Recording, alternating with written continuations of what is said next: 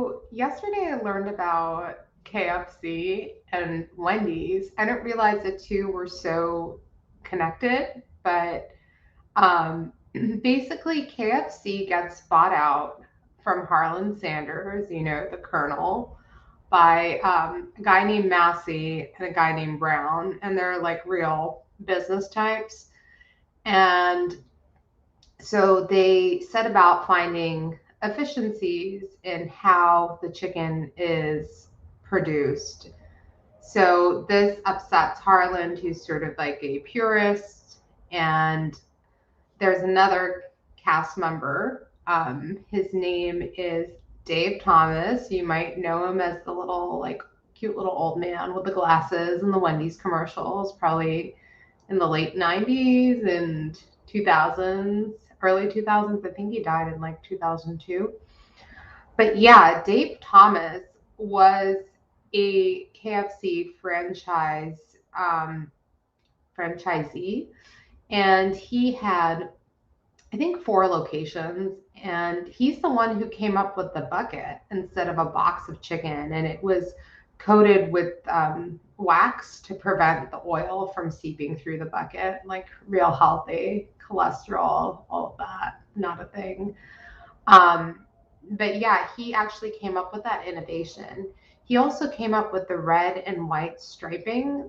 You can see that in the brand colors, like the red and the white with KFC today. But he came up with like a really cool kind of like candy stripe storefront, and he was the most profitable franchisee. But he was also pretty loyal to Harlan, and this would create a rift later with Brown and Massey.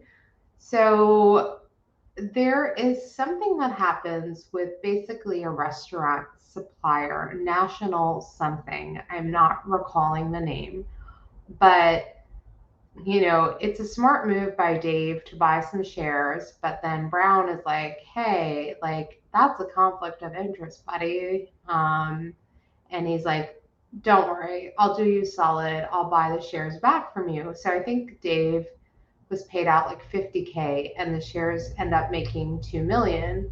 And it wasn't a conflict of interest. And this is kind of like a heavily like contested sort of detail in this KFC Wendy's narrative. But basically, this really annoys Dave, who's now, I think, 37, has 5 kids, and is like, F this, I quit.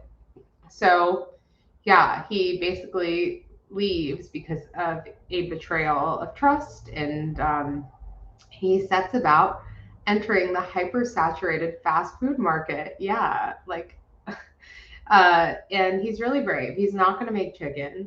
Instead, he's going to take on the burger giants. And Dave kind of had an interesting life. His parents abandoned him. He was, I think, adopted or fostered, and grew up with like really valuing hard work. And he worked in restaurants and really was passionate about that. So he decides to take on the burger juggernauts like McDonald's, and Burger King. And yeah, some say crazy, but ambitious with somewhat of a plot for revenge. So he decides to make his burger square. And this is something that one of the restaurants he worked at did, because it gives the illusion that the meat is over spilling from the edges of the bread. So it looks like you're getting more. He also really understood consumer psychology. He decided that people were sort of tired of frozen foods, even though they were accustomed to it. He's like, I think people will pay more for fresh quality food. And he charged 55 cents, which I think was 3 times more than uh, any of his competitors. So he was convinced that quality would drive people in, and it did. But a lot of the meat was getting thrown out because it wasn't quite the quality freshness standard for a burger. So Dave is like, this is a lot of waste and it's inefficient. What am I going to do? So he takes the not quite fresh enough for burgers meat and makes chili, which becomes such an iconic product on the um, Wendy's menu. He also uh, comes up with the Frosty. It's basically like chocolate ice cream cut with vanilla, and it was made. He was inspired by a racetrack near him that also served this. So he added the Frosty to his menu, and he sort of was a size king. I know that sounds really bad to say, but he his single burger was already bigger than McDonald's biggest burger. And I think it was also his double was bigger than the Whopper. So he wanted people to order the double patty.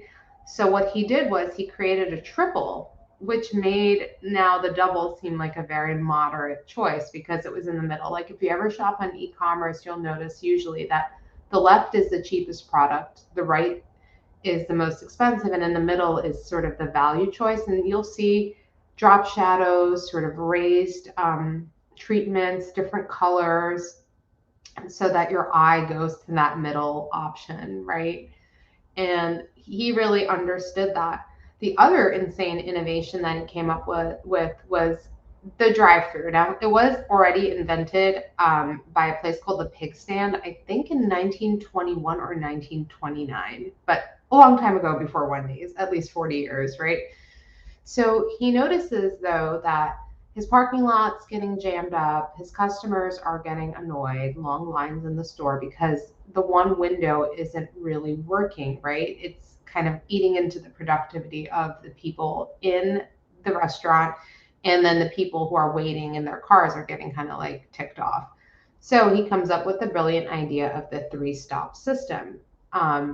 So the window where you order, that's when the people inside already start making your food, the pay window, and then the pickup.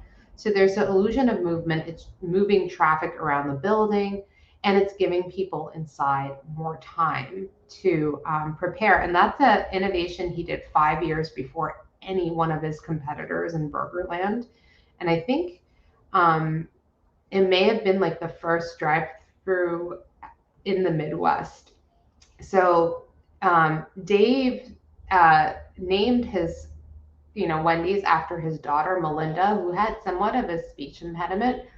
So he decided to name it Wendy's. And you still see that little iconic redheaded freckled girl. But yeah, I just had no clue how much Dave Thomas um, did for the industry and how much he really impacted KFC. I mean, did he get the best end of the stick? No.